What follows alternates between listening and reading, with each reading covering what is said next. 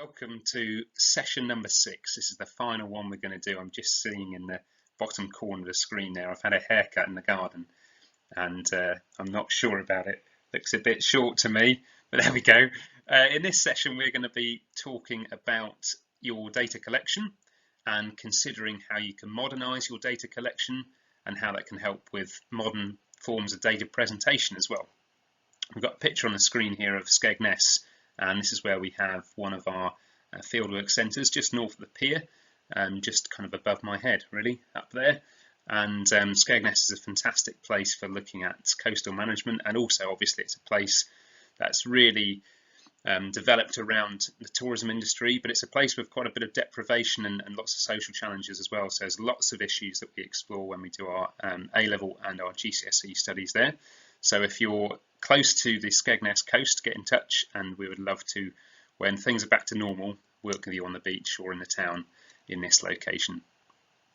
Okay, so to start off with, we're going to consider the things that you think about when you think about geography data collection. And the first thing that often springs to mind when people talk about fieldwork and collecting fieldwork are clipboards and booklets. And clipboards and booklets have long been the go-to method of collecting data, making lots of grids, making questionnaires and surveys, putting them onto A4 pieces of paper, maybe sometimes if you're lucky, stapling those together to make a little booklet, and then having a clipboard that you use to lean on and going out and collecting all of your data on these homemade booklets, I suppose.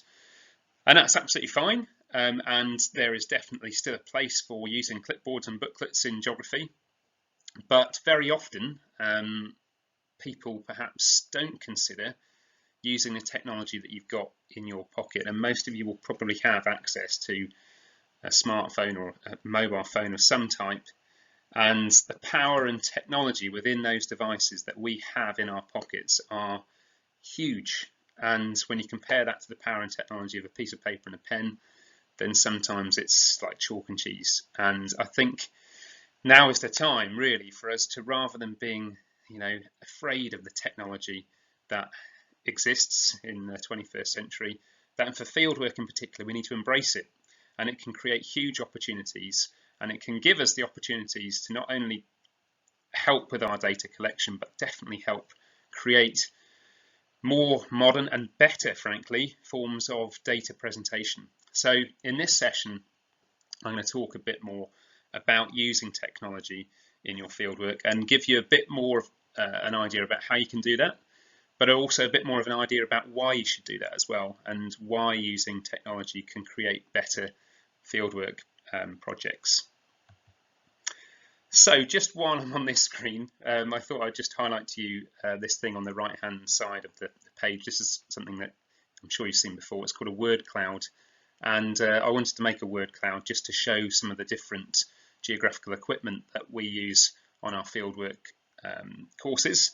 And I went on to wordall.net, which is the one that I normally use for creating word clouds, and that's great. But actually there's a few other ones, and I found this one, which is called WordArt. And WordArt allows you to create word clouds, but actually in the shape of different bits of kind of custom art that are on this website. So it's just a nice website I came across. I thought you might, if you have got this kind of qualitative data, might be interested to have a look at it. It's free, and it allows you to create nice little word clouds. So there you go, WordArt. Take a look at it if you need to. Okay, so first thing that I want to just go over with you folks is that one of the things that smartphones can do is they can obviously use satellites and GPS, and they can track your position, and they can tell you at any point where you are or where your phone is. And your phone has got the ability to gather detailed coordinates, or latitude and longitude coordinates. And if you can take those coordinates off your phone, then you can use those numbers to help you present what's called geolocated data. So rather than perhaps doing traditional fieldwork, let's take again, for instance, the example of a pedestrian count. It might be that you go to a town and you select 10 streets, you write down the name of those streets, and you do a pedestrian count. And then you might then be able to present how those pedestrian figures vary by doing a bar chart, for instance, and labeling each of those bars the names of the streets that you went and visited, which is fine, but it's a bit basic. And it's not bringing your fieldwork to life. So actually, if instead of when you're on that street, instead of actually getting the name of the street, if you instead got the coordinates of where you were standing when you recorded that data, what you'd then be able to do is use that data later on using a website which I'm about to show you to actually plot physically on the exact location of the map where you gathered that data, so you can actually see the distribution of your fieldwork data at a glance by looking at a map and seeing how your numbers and your figures vary across that given map or location that you're using. I might not have explained that very clearly, so I'll go on through a number of other examples just to make that clear, because at this point you might be thinking, I'm not really interested in geolocated data and GIS and things like that. I don't really see the point, and that's fine. And I would say I've been on a number of different courses for learning GIS skills, and very often on those courses it can be a bit overwhelming. It can be a bit bamboozled by all the technology, and actually a lot of the technology that we can use as students to create GIS maps haven't actually been designed for students and are not always that student friendly.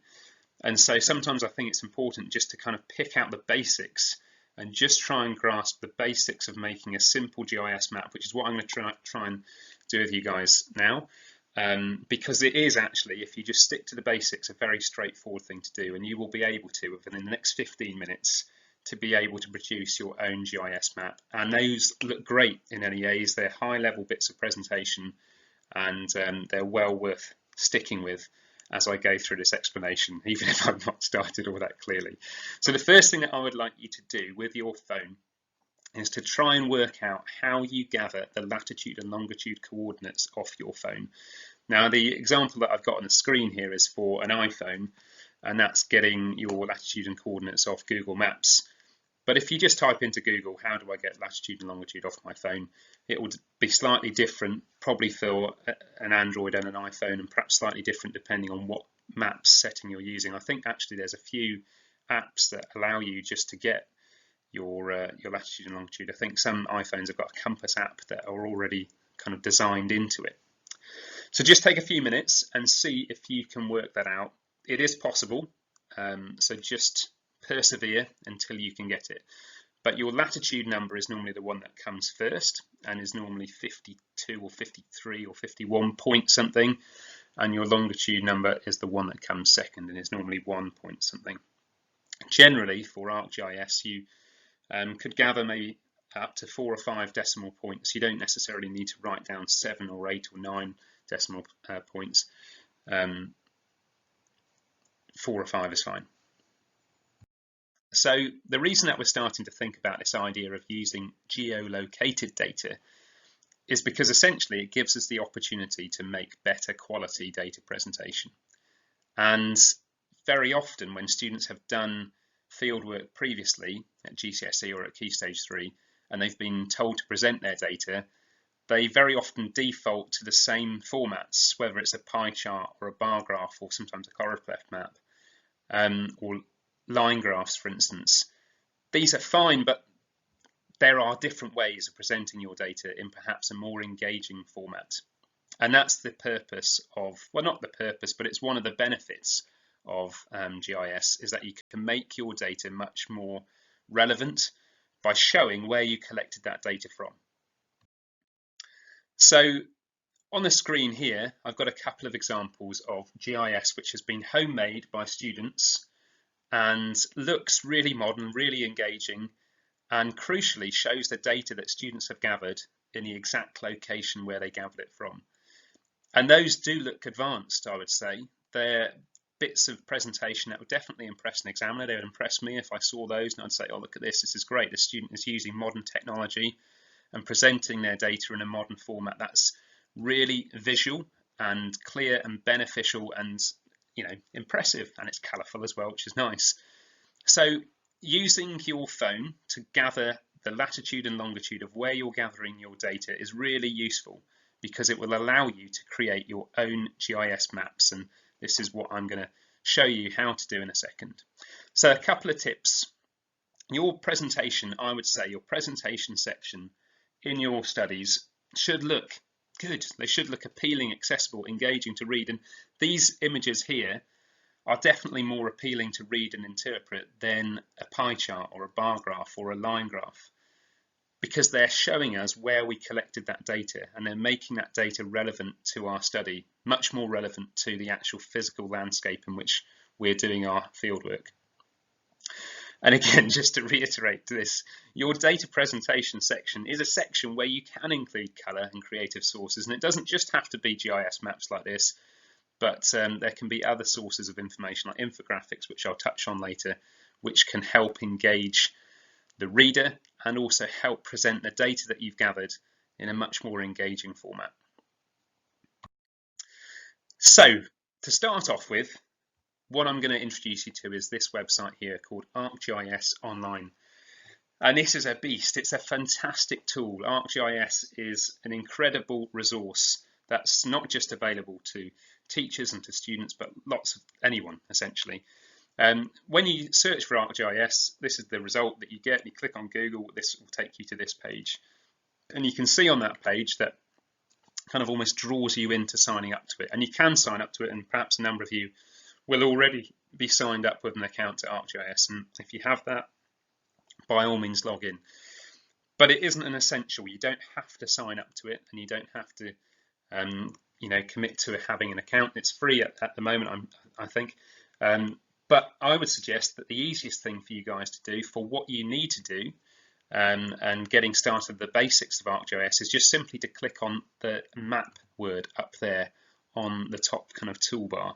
If you click on that, you to this page, and this page here is essentially the start page for getting ready, getting started with ArcGIS, and it will default, if you're in the UK, to a map of the UK like this. And at the moment, that map is looking a bit empty of data. It's got obviously a few towns and cities dotted around it, and it's got the name of our oceans and seas, but it hasn't got any specific data that is being represented on it. So at the moment, it's a bit of a blank, and our job is to feed that map with our data.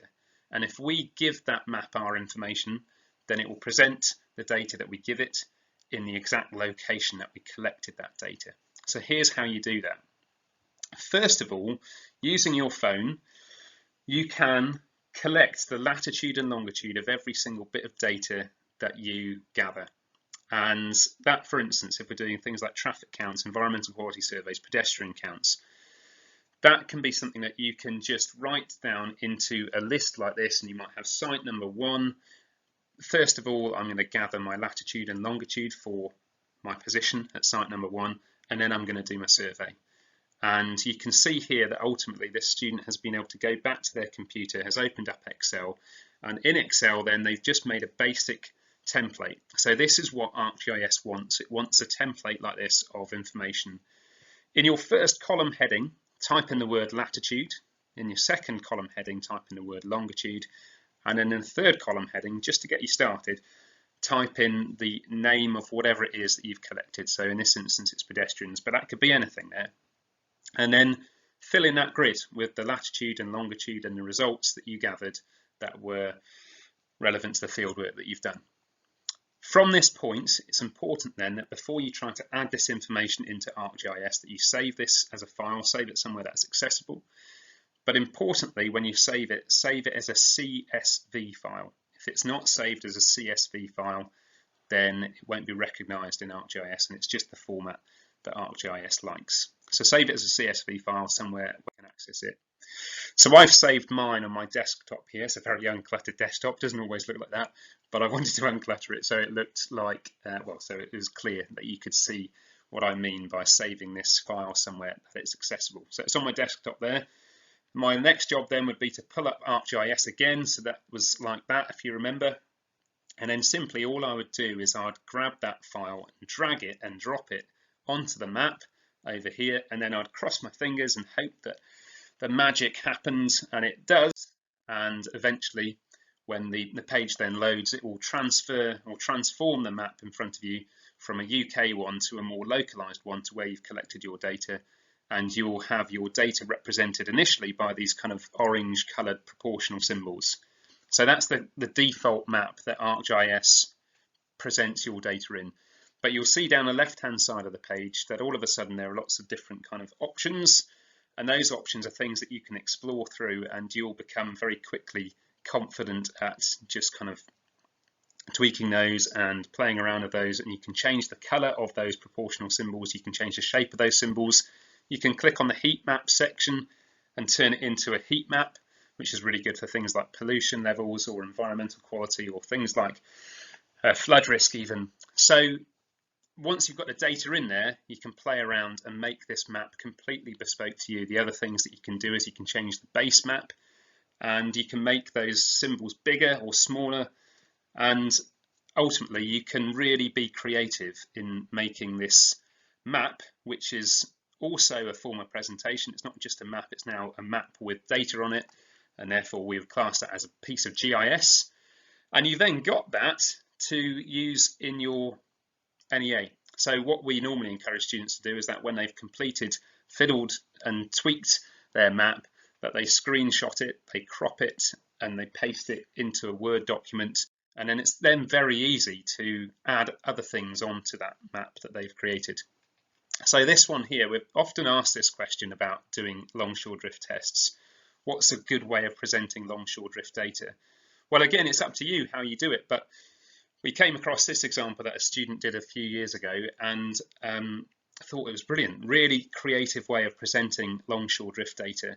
And what they did, rather than using a line graph or a pie chart or anything like that, they gathered their data and then they worked out the velocity, the average velocity that the orange travelled at each location that they did their longshore drift test.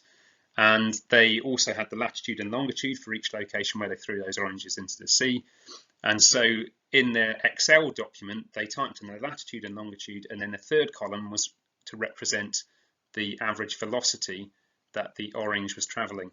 And you can see here that that student has then got symbols representing how fast the orange travelled. That's shown by how big the orange is. And then the other thing that they were also able to do was to have two different sets of data. One was to show oranges that moved in the northerly direction, and one was to show oranges that moved in the southerly direction. And so that's why there's two colours on that. And that's, again, a relatively easy thing for you to do once you've played around and got the hang of ArcGIS. So they were then able to take a screenshot of that image and paste it into a Word document, added an appropriate title. And remember earlier I said, make sure you're considering or you're including a recognition of the external factors that may have influenced your fieldwork. So for something like an orange drift test, it's then also been appropriate for this student to include the weather conditions on the day and also a recognition of what the state of the tide was on the day while they're doing their fieldwork. So you've got two extra bits of secondary data there essentially that has been added onto this bit of primary data. It's GIS, it's got a bit of analysis with some data interpretation underneath that as well. That, in my opinion, is a really nice way of presenting modern fieldwork data. And if you compare that to a line graph or a pie chart and it's completely black and white, this is so much more advanced. And that is something that you guys can do. The key then is making sure that you have got latitude and longitude with the data that you collect.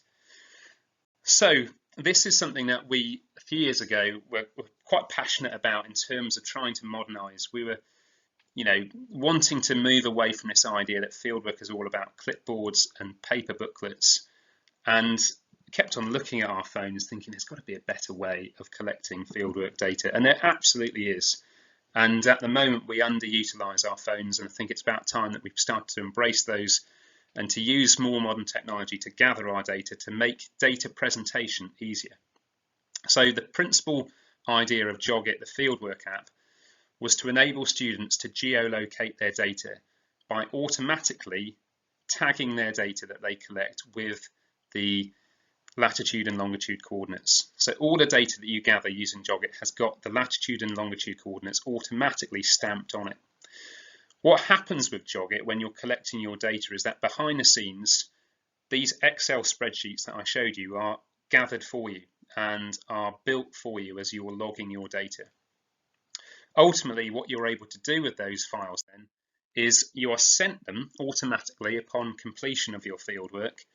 You get an email that looks like this. It says, "Thank you for using JGFieldwork. Please find attached your data." That data is automatically and already complete and organized in Excel format. You're then simply able to drag those files that arrive in your inbox into ArcGIS, and straight away, without any data input and having to go through soggy booklets and transferring data that you can't really recognize onto the computer, it's already done for you. And it is then able for you to then manipulate and to interpret and present in the forms that you want. So JGFieldwork just makes the most of the technology that you have to make your data better by geo-stamping it or geolocating it, and enabling you then to instantly transfer it into ArcGIS without having to manually data input the data that you've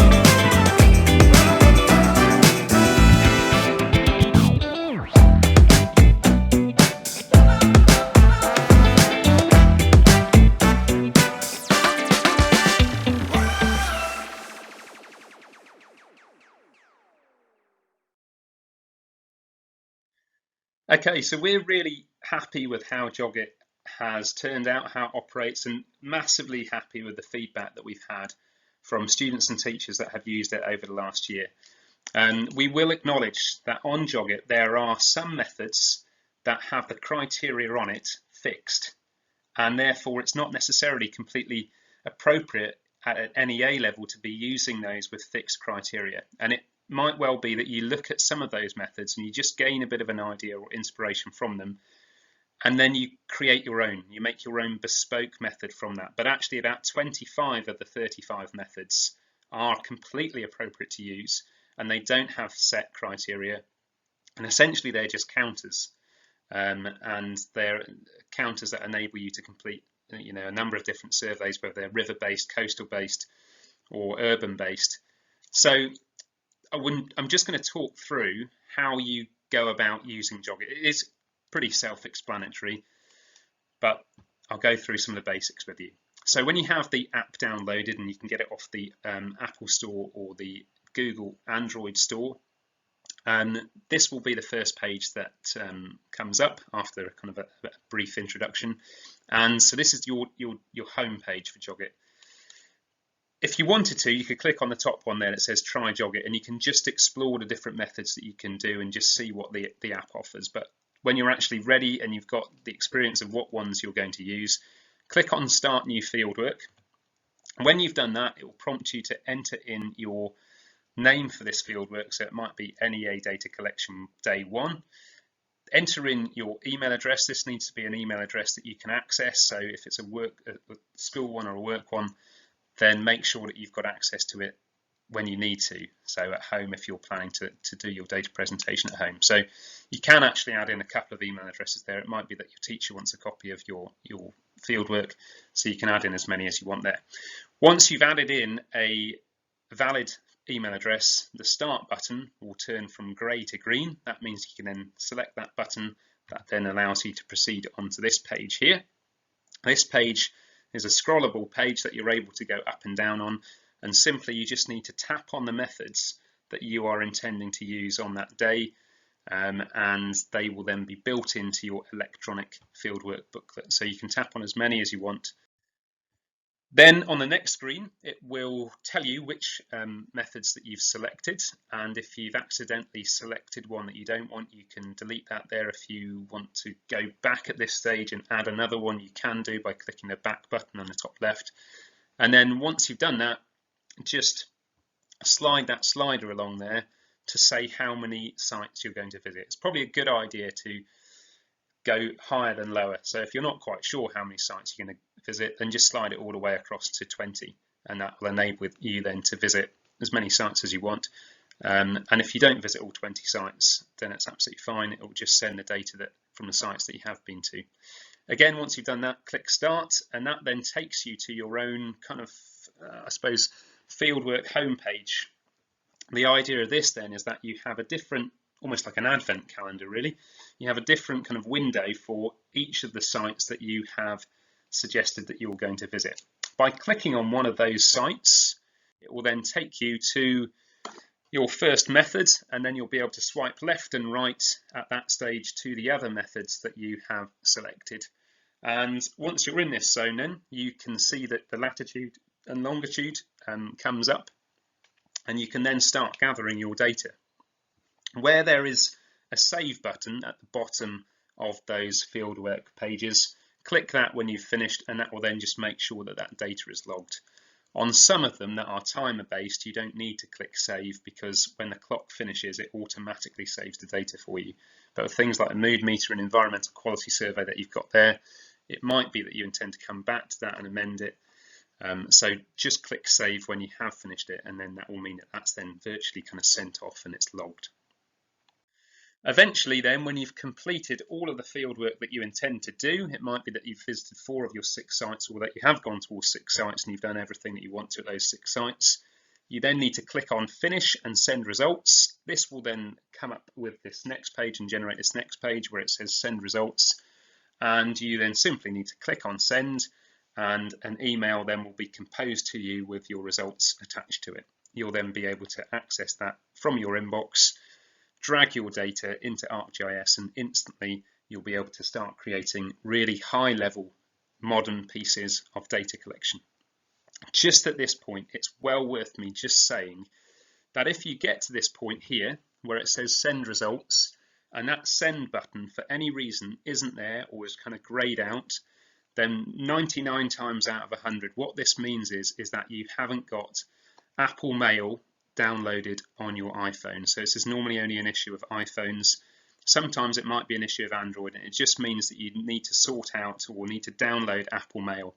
That is the default email system that Jog It uses to send results. So if you have any issues at this stage where your results are not being able to be sent, I can normally guarantee that the main issue at this point is that it's because you haven't got the email system downloaded onto your phone. So if you do have issues with Jog It, then there is a link on Jog It to access our support, and just send a message and we will be able to get back to you to just give you a bit of support as to resolving that situation.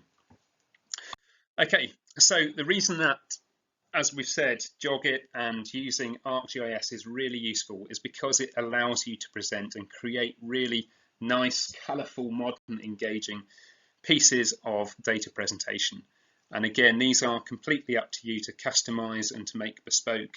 And as you play around with ArcGIS, you'll see that there's lots of ways of creating really lovely visual pieces of data presentation.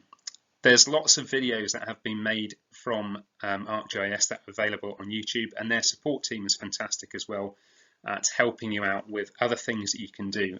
I have essentially just kind of touched upon the basics here. So there will be many of you that are much more kind of technically gifted than me and will be able to very quickly become experts at ArcGIS and the things that you're able to present on it. So explore it if you've got the time and the creativity. Explore that website to make the most of the data that you've got. Last thing that I'm going to just touch upon, I'm not going to go through a huge range of ideas for data presentation because again this is something that is independent to you and it should be your own thoughts and your own kind of research and ideas that are generating the ways in which you think you're going to present your data. Having said that, I would again suggest that this document, the ArcGIS NEA guide, is well worth having a look at because it has got quite a lot of traditional forms of data presentation, which is still really appropriate, but it has got a lot of good ideas about how you can present your data in relevant and appropriate suitable formats. But one of the things that I thought I would just mention is that we very often get asked by students, how can you present questionnaire data in a more engaging way? And one of the things that are more available, readily available for free nowadays on the internet are these infographic free creators. And we generally use the website there called Canva for creating a lot of our marketing and social media posts and literature and brochures and stuff like that. And these websites give you the opportunity to make bespoke pieces of data presentation in formats that are perhaps more engaging and different to your classic pie charts and bar graphs. So again, you can play around with the templates that are available here and you'll very quickly become confident in using them, changing the fonts, the colors, the sizes, the scales, all sorts of things like that. And an infographic then is where you try to present a range of data in a more creative way, and they're becoming very popular with marketing companies, and you'll see in most magazines now, many adverts are presented in an infographic format, and it's a good way of presenting lots of data in a more creative visual way. So have a look at perhaps how you might be able to use those in your surveys, in your NEAs.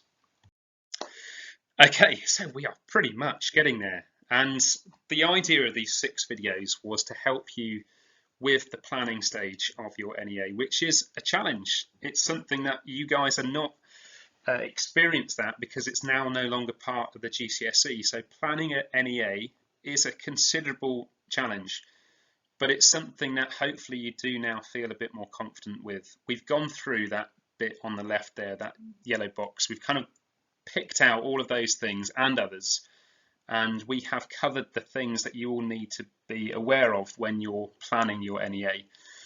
You can go back over any of these videos, obviously, and just recover the things that I have perhaps talked about. There might be some things that you skipped through. I don't blame you if you did.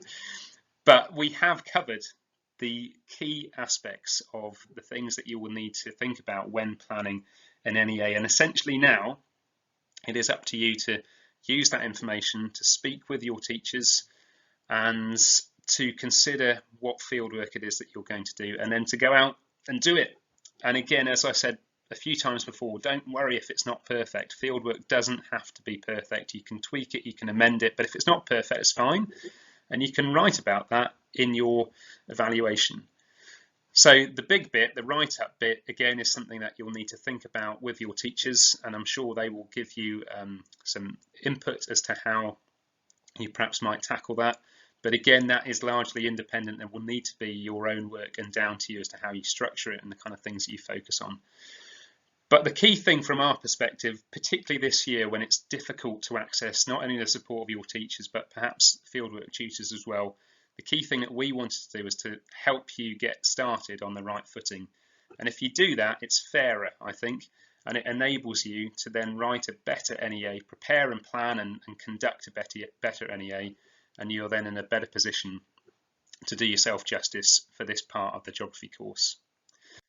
So that's about it from us. What I would say is that if you do need to access support for JOGIT, or if you do just want to ask a general fieldwork question, we're not as busy at the moment as we normally would be, unfortunately. And so we do have more time on our hands to reply to any questions that you might have.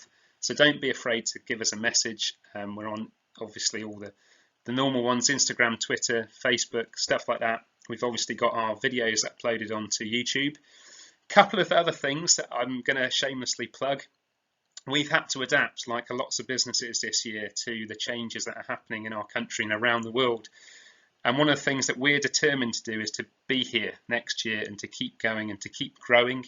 And so we've had to think about how fieldwork will look going forward and how we as a business will look going forward. So there's a number of things that we're working on. We're starting to work with the local national park here in Norfolk on a project over the next few months. But we're also working with Airbnb to deliver geography experience tours of Southwold. So if you are in Suffolk over the next few months, then look those up, and we would be delighted to give you a kind of a personalised geography tour of Southwold. But the other thing which may be of more interest to you, or maybe somebody that you know, is that over the course of this year and perhaps going forward, we're going to be providing a bespoke hire a home geography tutor service.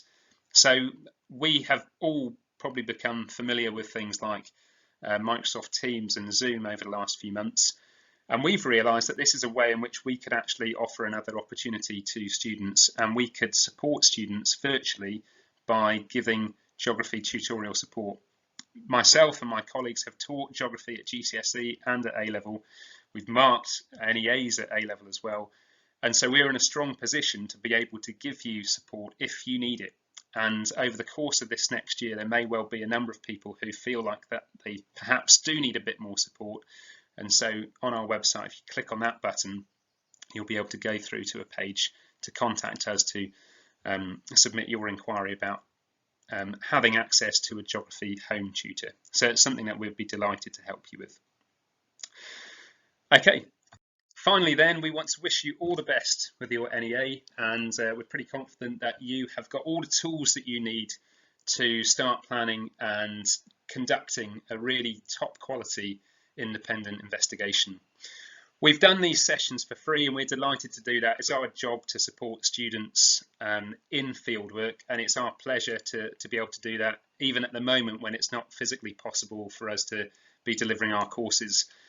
But the one thing that we would ask, if it's possible for you guys to do to help support us, just to add a little bit of a contribution to our coffers, is to go onto the Apple Store or the Android Store and to download JOGIT. We get about 70p for every 99p download.